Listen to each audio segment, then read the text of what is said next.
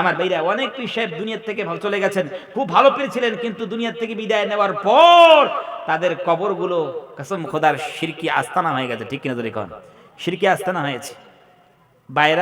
বাইরে মনে করেন অতগুলো ফকির বসে বসে আছে, তারা এই শীতের রাত্রে, কনকনে শীতের রাত্রে কম্বল নাই, কিছু নেই, আল্লাহকে নাম পে কিছু দে দে। ঠিক কিনা? ওখানে দেয় না, পীর সাহেব শুয়ে আছে, কবরের উপর চাদর চড়াচ্ছে। ঠিক না? আছে কি নাই? এই বাইরে যে মানবতা, সত্যিকে তোমার যদি মানবতা থাকে, হাদিস থেকে, কোরআন থেকে, শরীয়ত থেকে, পীর সাহেবকে দেওয়ার আগে ওখানে দাও। এখানে দিলে কোনো লাভ আছে? এখানে দিয়ে কোনো লাভ নাই। হ্যাঁ, সব থেকে লাভ হলো তুমি যদি পীর সাহেবের কবরের সামনে দাঁড়াইয়া বলো আলহামদুলিল্লাহি রাব্বিল আলামিন আর রহমানির রহিম সূরা ফাতিহা যদি পড়ে দাও, ওই রকম হাজার হাজার চাদর হচ্ছে এই সূরা ফাতিহা পড়া তোমার উত্তম। জোরে কোন সুবহানাল্লাহ বিহামদিহি। নিজের বাবার কবরের সামনে জীবনে যায় না জিয়ারত করতে, যাদের পীর সাহেবের কবর আজমির যাবে। কোন জায়গায়? জোরে কোন আজমির যাবে। 3 বার নাকি আজমির গেলে হজের সমান। নাউজুবিল্লাহ কর না, আজমির গেলে সব পেয়ে যাবে কসম খোদার। সত্যিকারে খাজা মঈনুদ্দিন চিশতি রহমাতুল্লাহ আলাইহি থাকতেন না, জুতা দিয়ে এগুলোকে সোজা করে দিতেন। হ্যাঁ, উনি এসে ইসলামের দাওয়াত দিয়েছেন, কৃষ্টি কালচারের দাওয়াত দিয়েছেন, ইসলাম প্রচার করেছেন, আর আমরা শিরক প্রচার করছি পৃথিবীতে এসে। আর আমাদের ব্যবহারে মানুষকে সত্যিকারে আমরা ইসলামটাকে, আপনি বলেন তো, এই যে আমাদের হিন্দু ভাইদের মধ্যে আমাদের মধ্যে কি পার্থক্য আছে? কি পার্থক্য আছে? ওরা মাটির উপরে একটা মাটি দিয়া একটা মূর্তি বানিয়ে পূজা করে, আমরা মাটির ভিতরে যে আছে সেই মানুষটাকে পূজা করি। পূজা ছাড়া এগুলো কিছুই নেই, পূজা ছাড়া এগুলো কিছুই না। ওই জন্য আমার ভাইরা কলিজাটা সাফ করতে হবে। আল্লাহ রাব্বুল আলামিনের একত্ববাদের শিকার, আল্লাহ রাব্বুল আলামিনের সঙ্গে কারো শিরিক করা চলবে না। আল্লাহ রাব্বুল ফি সিফাতিহি ওয়া ফি জাতিহি ওয়া ফি সিফাতিহি, আল্লাহর জাতের মধ্যে, আল্লাহ স্রষ্টার, আল্লাহ রাব্বুল আলামিনের সিফাতের মধ্যে, গুণের মধ্যে কাউকে কোনোদিন শিরিক করা যাবে না। আল্লাহ রাব্বুল আলামিন এক মাবুদ। তো আমরা জীবনে ইনশাআল্লাহ কমস কম আল্লাহ রাব্বুল আলামিন ইরাদা করেন যে জীবনে ইনশাআল্লাহ কোনোভাবেও আল্লাহ শিরিক করব না। জোরে করেন না ইনশাআল্লাহ, আল্লাহ যদি চান। আমার শোনাচ্ছেন ভাইরা, আল্লাহ রাব্বুল আলামিন যাকে চান ছেলে দেন, যাকে চান মেয়ে দেন, আর যাকে চান আল্লাহ রাব্বুল আলামিন ছেলেও দেন না, মেয়েও দেন না, হিজরা দেন। ঠিক কিনা? জোরে কর। বোনদের, মা বোনদেরকে বলতে চাই, মা বোনরা অনেক যাদের ছেলে পেলে নাই, সন্তান নাই, তারা আল্লাহ রাব্বুল আলামিনের কাছে দরবারে দোয়া করে, আল্লাহ আমাকে একটা ছেলে দেন, কমস কম কিছু না হলে কানা খোরা একটা দেন। জোরে কর। ঠিক কিনা? আল্লাহ কানা খোরা, যেই আল্লাহ কানা খোরা দিতে পারেন সেই আল্লাহকে ভালো দিতে পারেন না? আল্লাহ রাব্বুল আলামিনের দরবারে সবচাইতে উৎকৃষ্ট ভালো দরবার, সবচাইতে উৎকৃষ্ট জিনিসের তলব করতে হবে।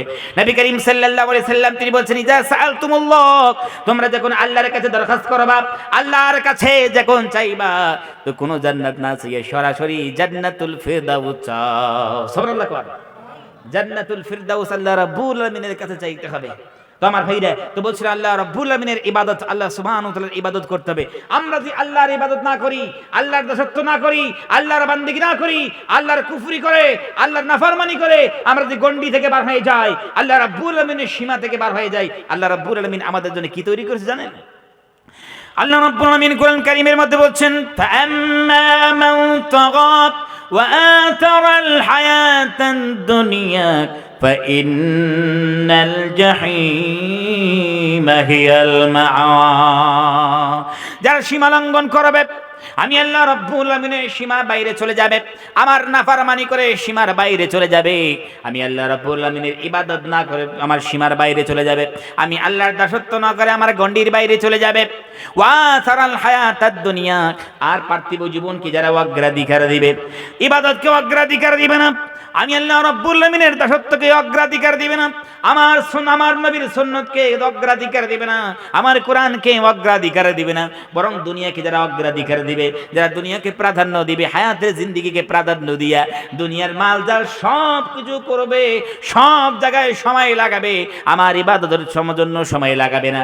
আল্লাহ রাব্বুল আলামিন বলছে, বান্দারে, এ পৃথিবীর বান্দা বান্দিরা, ফাইন্নাল জাহিমা হিয়াল মাআওয়া, ওই সমস্ত বান্দা বান্দীদের ঠিকানা হলো জাহান্নাম। নাউযুবিল্লাহ। কর ফাম্মা মান তাগা ওয়া আসারাল হায়াতাদ দুনিয়া, এক নাফরমানি করো, আর দ্বিতীয় কাজ হচ্ছে আল্লাহ রাব্বুল আলামিনের ইবাদতকে প্রাধান্য না দিয়া পার্থিব জীবনকে প্রাধান্য দেওয়া। পক্ষান্তরে আল্লাহ রাব্বুল আলামিন বলছেন, আম্মা মান খাফা মাকাম রাব্বিহি ونهى النفس عن الهوى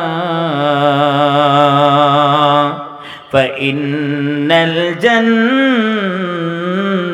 هي المأوى আল্লাহ রাব্বুল আলামিন বলেন পক্ষান্তরে যাদের কলিজার মধ্যে ভয় ছিল, যাদের কলিজার মধ্যে আমি আল্লাহ রাব্বুল আলামিনের খাশিয়াত ছিল, আজ পার্থিব জীবনে যদি আমি ইল্লিগাল কাজ করি, অবৈধ কাজ করি, কাল কিয়ামতের ময়দানে কঠিন মুসিবতের দিন আল্লাহ রাব্বুল আলামিনের সামনে দাঁড়াইয়া আমাকে হিসাব কিতাবগুলো বুঝাইয়া দিতে হবে।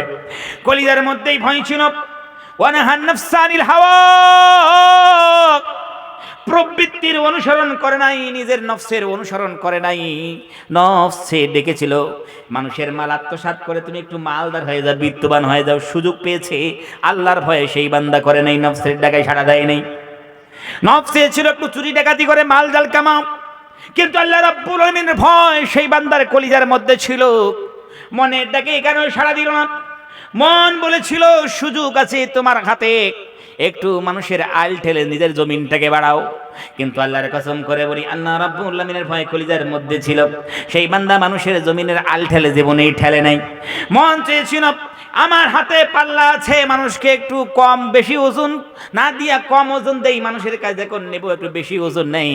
কিন্তু কসম খোদার কলিজার মধ্যে ভয় থাকার কারণে ওই বান্দা আল্লাহ রাব্বুল আলামিনের ভয় করে, আল্লাহ সুবহানাহু ওয়া তাআলার ভয় কলিজার মধ্যে রাখিয়া নিজের মনের কথা সাড়া দেয় নাই। মা বোনদের মন চেয়েছিল একটু হালকা পাতলা পোশাক পরিধান করে আমরা একটু গ্রামগঞ্জে ঘুরে বেড়াই, আমরা একটু শপিং মহলে চলে যাই। আল্লাহ রাব্বুল আলামিনের ভয় ছিল, কলিজার ভিতরে প্রাধান্য দেয় নাই মনকে, মনের কথায় সাড়া দিল না, প্রবৃত্তির অনুসরণ করে নাই। যুবকদের মন চেয়েছিল গভীর রজনীতে কেউ দেখতে পারবে না, আমি একটু গান বাজনা শুনি, একটু নাচ গান দেখি। আল্লাহ রাব্বুল আলামিনের যুবকের কলিজার মধ্যে ভয় ছিল, আল্লাহ সুবহানাহু ওয়া তাআলার ভয় কলিজার মধ্যে বিদ্যমান ছিল। ওই যুবক গান শুনে নাই, নাচ গানা দেখে নাই। আল্লাহর কসম করে বলি, আল্লাহ রাব্বুল আলামিন বলে বান্দারে দুনিয়ার প্রতি এত স্যাক্রিফাইস করলি, কুরবানি করলি, তোমার মন অনেক চেয়েছিল গানের মহলে তুমি যাও নাই, গানের মঞ্চে তুমি যাও নাই, তুমি সুদের মঞ্চে তুমি যাও নাই, সুদের কারবার করো নাই, তুমি মানুষের কাছে ঘুষ নাও নাই, মানুষের কাছে সুদ নাও নাই, মানুষের মাল আত্মসাৎ করো নাই। ও আমার বান্দিরা, তোমরা বেপর্দায় তোমরা ঘুরে বেড়াও নাই, পর্দা মেনটেন করে ঘুরে বেরিয়েছো। আল্লাহ রাব্বুল আলামিন বলে বান্দি তোমরা শোনো, ফা ইন্নাল জান্নাতা হিয়াল মাআওয়া, ওই সমস্ত বান্দা বান্দীদের জন্য আল্লাহ রাব্বুল আলামিন জান্নাত বানিয়েছেন ঠিকানা।